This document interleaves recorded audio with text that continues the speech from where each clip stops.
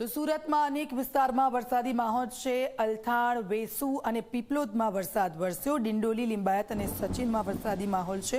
ઉધના વિસ્તારમાં પણ પવન સાથે વરસાદ વરસતા ખેડૂતો ચિંતામાં મુકાઈ ગયા છે। હજી 4 દિવસ ભારે વરસાદની આગાહી કરવામાં આવી છે।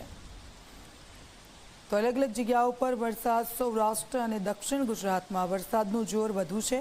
યલો એલર્ટ આપવામાં આવ્યું છે। વાતાવરણમાં પલટો આવ્યો અને તેની સાથે વરસાદી માહોલ સુરતના અલગ અલગ વિસ્તારમાં।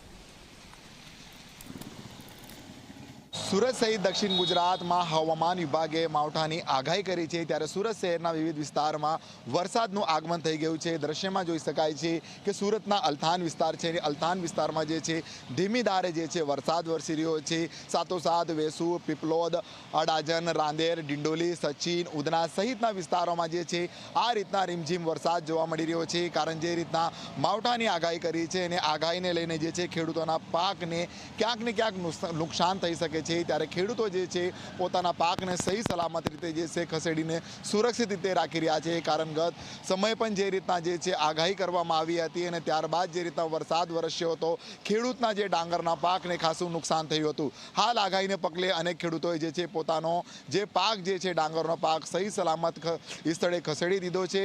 અને જ્યારે આગાહી કરવામાં આવે છે, આગાહીને લઈને હાલ તમે દ્રશ્ય જોઈ શકાય છે, વરસાદ જે છે ધીમી ધારે જે છે સતત આ રીતના વરસી રહ્યો છે અને વરસાદી વાતાવરણ જોવા મળી રહ્યું છે। વાદળછાયું વાતાવરણ વચ્ચે હાલ તો શહેરના વિવિધ વિસ્તારોમાં જે છે વરસાદ જે છે વરસી રહ્યા છે। કારણ ખાસ કરીને જે રીતના આગાહી કરવામાં આવી છે અને આ આગાહીને લઈને હાલ તો અલથાણ સહિતના વિવિધ શહેરના વિવિધ વિસ્તારોમાં વરસાદ વરસી રહ્યો છે। પ્રશાંત ડિવરે, જી મીડિયા, સુરત।